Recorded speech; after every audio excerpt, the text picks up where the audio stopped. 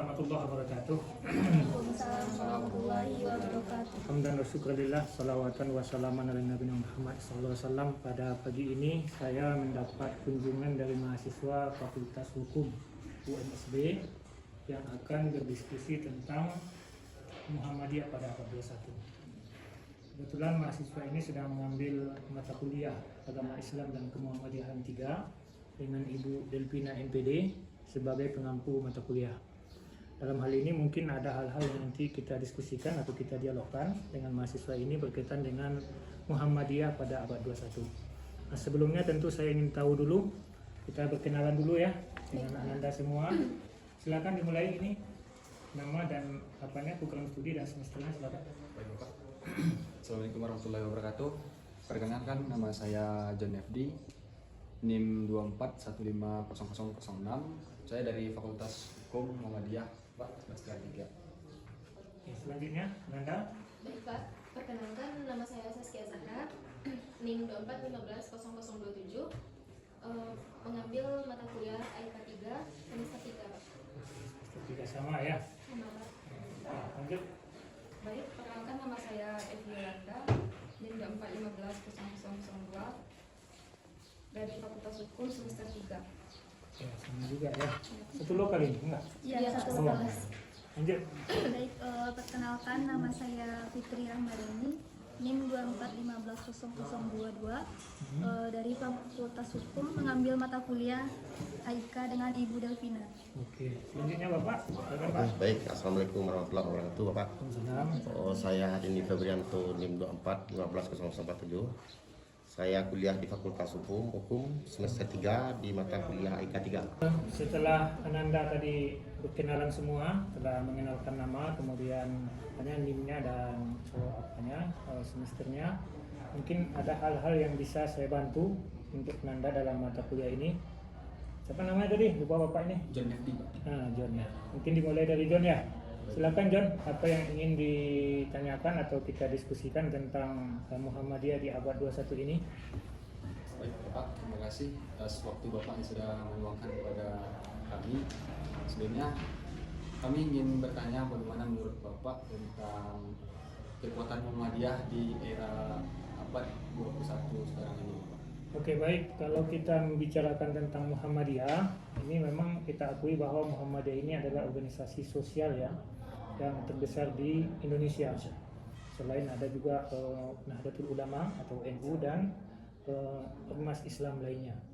Nah, Muhammadiyah ini bisa kita lihat ya, kekuatannya itu terlihat dari amal usahanya atau kaumnya. Jadi amal usaha Muhammadiyah itu mungkin Anda tahu ya, banyak sekali amal usaha Muhammadiyah itu dalam aspek-aspek atau bidang-bidang.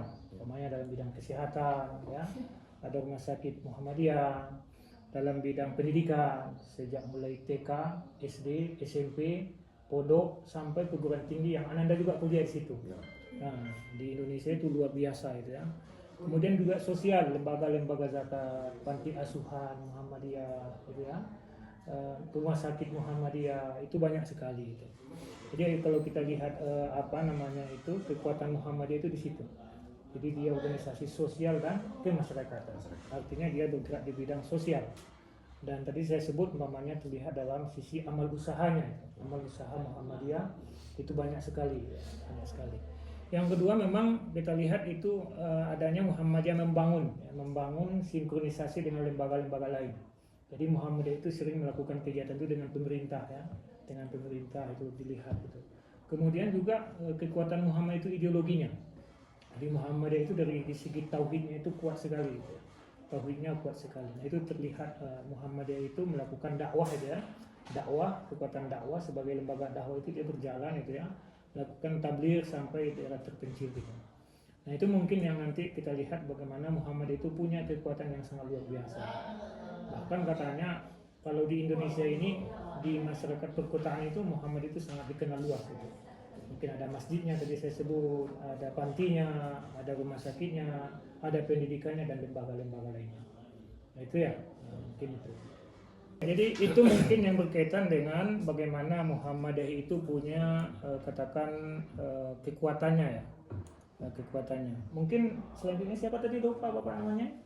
Saskia Pak. Nah, Saskia, mungkin ada yang ingin Saskia diskusikan? Ada Pak, dari yang Bapak sampaikan tadi, Oke. adakah menurut Bapak kelemahan Muhammadiyah di abad 21 Masehi ini Pak? Oke, jadi kalau kita lihat kan tadi Muhammadiyah punya katakanlah peluang-peluang ya, kekuatan-kekuatan yang dia punyai, tentu ada kelemahan. Namanya saja organisasi itu pasti ada kelemahan-kelemahan yang dimiliki. Tentu kita lihat Muhammadiyah itu akan menghadapi tantangan globalisasi, perkembangan zaman ya. Mau tidak mau Muhammadiyah tentu mesti mengikuti digitalisasi, globalisasi. Nah, kalau Muhammadiyah tidak siap dengan globalisasi ini, tentu Muhammadiyah akan tertinggal jauh, ya, tertinggal jauh. Karena bagaimanapun siap atau tidak siap, teknologi ini akan selalu menghantui, bahkan akan mengikuti perkembangan organisasi ini. Katakan Muhammadiyah itu kan disebut sebagai organisasi modern ya, maju gitu ya. Nah, kalau dia tidak siap dengan digitalisasi, pencatatan jumlah anggota, perkembangan zaman ini, Muhammadiyah akan tertinggal dan ditinggalkan. Jadi nanti bisa jadi kemudian yang mau masuk Muhammadiyah tidak banyak. Itu yang pertama, tantangan globalisasi dan teknologi. Yang kedua, tantangan ideologi. Jadi gini kan banyak sekali ideologi-ideologi yang masuk ya, ke Indonesia itu, yang Muhammadiyah mesti siap. Siap tentang ideologi-ideologi itu. Nah, apakah nanti istilahnya Salafi, Wahabi, banyak sekali organisasi Islam yang kemudian masuk ke Indonesia, yang Muhammadiyah itu mesti siap untuk menghadapi tantangan itu. Kemudian yang ketiga tentu adalah bagaimana Muhammadiyah itu menyiapkan kaderisasi calon-calon pemimpin selanjutnya. Kalau tidak akan krisis kepemimpinan. Siapa yang akan jadi ketua Muhammadiyah itu akan sulit. Nah, kita lihat Muhammadiyah ini kalau tidak merevitalisasi atau menghidupkan kembali ranting dan cabang, itu Muhammadiyah akan tinggal. Jadi mesti sampai ke masyarakat yang terbawah, katakanlah ranting ya, cabang itu mesti hidup. Oleh sebab itu Muhammadiyah menyiapkan regenerasi di kepemimpinan Muhammadiyah, sehingga nanti pemimpin ini siap pakai. Jadi sudah disiapkan, dikader dengan berbagai model pengkaderan di Muhammadiyah ya. Ada Mataf, ada DAD, ada Dam, dan ada Baitul Akan dan segalanya. Muhammadiyah itu mesti siap di situ. Kalau tidak, kita tidak yakin Muhammadiyah akan tetap eksis lagi. Nah, mungkin itu. Jadi selain Muhammadiyah itu punya katakanlah kekuatan, tapi juga punya kelemahan-kelemahan di berbagai sisi. Salah satunya tadi saya sebut tantangan globalisasi, kemudian tantangan ideologi, kemudian tantangan juga regenerasi atau kepemimpinan atau kaderisasi. Nah, ini mesti disiapkan oleh Muhammadiyah. Oke gitu ya, Saskia ya. Baik, kita lanjutkan ya, Ananda ya. Tadi sudah ada dua pertanyaan atau tanggapan. Satu tadi si John nanya tentang bagaimana kekuatan atau bagaimana katakanlah kehebatan Muhammadiyah. Tadi Saskia juga mencoba melihat dari sisi kelemahan-kelemahan. Ya. Jadi sudah kita coba jawab nanti tentang itu. Nah, selanjutnya ini Ananda siapa namanya? Evi Yolanda Pak. Nah, Evi Yolanda, mungkin ada hal yang mau dilihat lagi dari sisi mana ini yang mau dilihat? Dari sisi peluangnya Pak. Ya. Menurut Bapak, apa saja peluang Muhammadiyah pada abad ke-21 ini Pak? Ya, peluangnya tentu tetap punya peluang. Ya. Artinya Muhammadiyah itu punya kesempatan untuk mengambil sisi-sisi yang ada. Tadi kita sebut umpamanya kesehatannya, Muhammadiyah itu bisa menjadi menyiapkan tenaga-tenaga kesehatan. Jadi ini dibutuhkan betul itu. Kemudian pendidikan, bagaimanapun pendidikan ini mengalami kemajuan-kemajuan, ya kan? Jadi Muhammadiyah tadi saya sebut di awal sudah punya lembaga-lembaga pendidikan. Tentu ini mesti selalu diupdate. Anda mungkin mengikuti ya, ada satu SD di Jogja itu katanya untuk siswanya itu 30 tahun yang lalu sudah ada calon, 30 tahun yang lampau sudah ada calonnya itu. Artinya pendidikan Muhammad itu diminati gitu, dicari atau diinginkan oleh masyarakat. Jadi itu peluang-peluang banyak sekali. Kesehatan tadi, sosial, kemudian dakwah, kemudian pendidikan, lembaga-lembaga pendidikan Muhammad itu mesti selalu mengikuti perkembangan globalisasi. Dakwah tidak hanya bisa lagi melalui katakanlah dakwah yang manual saja. Ini dakwah sudah melalui IT dan teknologi. Jadi Muhammadiyah mesti punya peluang-peluang itu. Dan kalau tidak Muhammadiyah akan ditinggalkan. Muhammadiyah akan terus dengan kemajuan informasi dan teknologi. Karena IT ini kan cepat sekali. Kalau tidak diikuti, maka Muhammadiyah akan tertinggal jauh. Oleh karena itu peluang-peluang itu mesti diusahakan diambil oleh Muhammadiyah. Selain juga saya sebut tadi ada organisasi dakwah lainnya juga berpadu juga dengan Muhammadiyah untuk mendapatkan peluang-peluang itu, termasuk juga kolaborasi, di membangun sinergitas dengan pemerintah, ya, sehingga nanti tetap ini. Apalagi ini kan katakanlah pendidikan, ini sudah ada MBG, nah akan berdidik gratis. Bagaimana Muhammadiyah juga punya SPBG gitu ya, nah, punya peluang-peluang itu. Jadi Muhammadiyah mendapatkan peluang-peluang itu, membangun sinergitas, sinkronisasi dengan pemerintah daerah. baik pusat maupun daerah nantinya, sehingga Muhammadiyah itu mendapatkan peluang-peluang itu. Nah, mungkin itu. Tadi sudah dijelaskan oleh Ananda Zon, kemudian Saskia, kemudian Yola. Yola. Sudah 3 item yang ditanyakan tadi, dari kekuatan, kemudian kelemahan, dan kemudian peluang yang ada di Muhammadiyah. Nah, kini Anda silakan, ini apa yang mau ditanyakan kepada saya? Baik Pak, setelah Bapak menjelaskan tentang kekuatan, kelemahan, dan peluang, adakah ancaman ke Muhammadiyah dan apa saja bentuk-bentuknya Pak?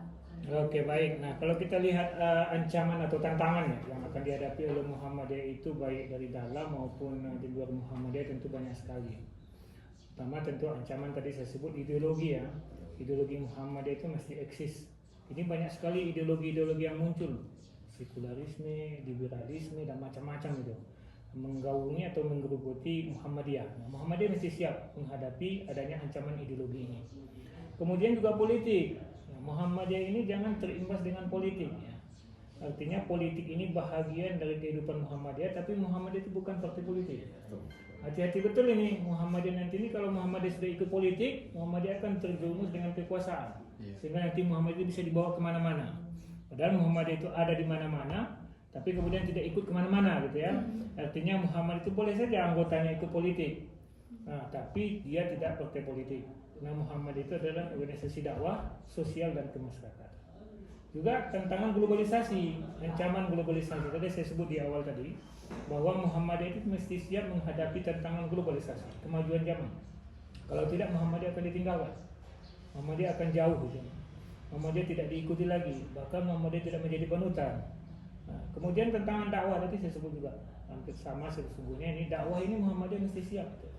Apakah dakwah bil lisan, dakwah bil hal ya, maupun dakwah langsung terjun ke tengah-tengah masyarakat. Mungkin Anda mengikuti kan bagaimana kita ada bencana di Minang ini, itu Muhammadiyah mesti ikut dakwahnya bil hal langsung. Ada nama lembaga-lembaga Muhammadiyah itu langsung menolong. Nah, selain lembaga-lembaga lainnya. Nah, ini ancaman-ancaman yang mesti dihadapi dan sekaligus menjadi tantangan bagi Muhammadiyah. Bagaimana Muhammadiyah siap abad 21 nanti kemajuan masa itu kemudian dihadapi oleh Muhammadiyah. Mungkin itu yang jadi bisa saja ancaman ini datangnya di luar Muhammadiyah, bisa saja juga Muhammadiyah itu juga mendapat ancaman dari dalam Muhammadiyah.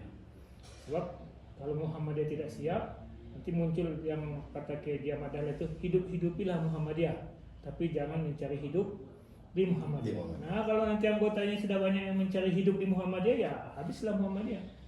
Artinya tidak lagi bermuhammadiyah itu sebagai lahan ibadah, tapi sudah menjadi lahan ekonomi. Bisnis. Nah, ini bisnis, ini ancaman ini. Ancaman. Jadi anggota Muhammadiyah tapi karena kepentingan pribadi, ambisi individu. Nah, ini bahaya. Nah, bagaimana Muhammadiyah ini betul-betul menjadi ladang wakaf, impak tenaga, impak waktu, dan menjadi ladang ibadah. Sehingga nanti Muhammadiyah itu diikuti, dijalankan dengan penuh keikhlasan. Nanti yang saya sebut tadi itu hidupilah Muhammadiyah, tapi jangan mencari hidup di Muhammadiyah. Bukan berarti mengurus Muhammadiyah tidak pakai gaji, enggak juga. Ya, gajinya tetap ada. Tapi bagaimana membedakan antara mencari hidup dengan kemudian kehidupan di situ. Nah, ini tantangan ini mesti siap dihadapi. Tadi telah kita diskusikan tentang mulai dari kekuatan, kemudian ada kelemahan, kemudian ada peluang, kemudian ada ancaman dan tantangan yang dihadapi oleh Muhammadiyah pada abad 21. Baik, untuk mungkin selanjutnya mungkin silakan Pak. Baik Pak, mungkin dari penjelasan yang sudah Bapak uraikan tadi, mungkin sedikit yang masih ada keraguan Pak. Kesimpulan tentang semua penjelasannya tentang Muhammadiyah di abad 21 ini Pak. Oke, jadi tadi sudah kita diskusikan panjang ya. Dari Sijon, Deskia, Adinda Yola dan Fitri. Tadi sudah menanyakan 4 hal kepada saya. Nah, kalau dalam ilmunya namanya itu analisis SWOT ya. Analisis SWOT yaitu kekuatan, kemudian kelemahan, kemudian juga peluang dan tantangan atau ancaman. Nah, bisa kita simpulkan bahwa Muhammadiyah dalam melihat adanya kekuatan, kemudian adanya kelemahan dan peluang dan tantangan ini mesti sudah siap. Dan siap coba menteli atau melihat di mana peluangnya, di mana kekuatannya, kemudian di mana ancamannya, dan kemudian di mana kelemahannya. Jadi itu sudah dipetakan, Iya, Pak. sudah dipetakan oleh Muhammadiyah nantinya, sehingga nanti Muhammadiyah tetap eksis sampai akhir zaman gitu ya, sampai Insya Allah, kiamat kalau istilahnya itu ya. Jadi Muhammadiyah itu kemudian dia mesti eksis, tentu mesti sudah mendata, membuat mapping ya, mapping, membuat semacam peta. Nah, di mana kekuatan Muhammadiyah, di mana titik lemahnya, kemudian apa saja yang bisa dilakukan, peluang-peluangnya seperti apa, kemudian apa saja ancaman dan tantangan yang akan dihadapi. Nah, ini nanti coba kita lihat seperti apa. Nah, kalau Muhammadiyah tidak melakukan pendataan, tidak melakukan mapping, tidak melakukan semacam detail atau semacam adanya kemajuan-kemajuan, ini akan Muhammadiyah akan tertinggal. Oleh sebab itu bisa kita simpulkan bagi Muhammadiyah, rekomendasi kita mesti siap melihat peluang, siap melihat kekuatan. Jangan bangga dulu dengan kekuatan yang ada. Ya, betul. Ternyata ada kelemahan. Jangan bangga dulu ada peluang, ternyata ada juga ancaman dan tantangan. Nah, ini mesti dipetakan oleh Muhammadiyah. Nah, di mana nanti ini didiskusikan, kemudian didialogkan sehingga nanti Muhammadiyah itu selalu eksis sampai nanti selagi dunia ini terkembang sebenarnya itu Muhammadiyah Ya. selalu ada. Karena memang Muhammadiyah dibutuhkan oleh masyarakat dan generasi selanjutnya. Jadi itu yang bisa saya simpulkan. Artinya dengan pertanyaan si John tadi, Zakia tadi, ya artinya Muhammadiyah mesti sudah melakukan pemetaan, ya sudah melakukan semacam mapping. Jadi ada semacam analisis mendalam tentang di mana letak-letak keutamaan, kehebatannya apa. Tapi juga di balik kehebatan itu ada titik-titik lemah. Nah, titik lemah ini itu dihilangkan.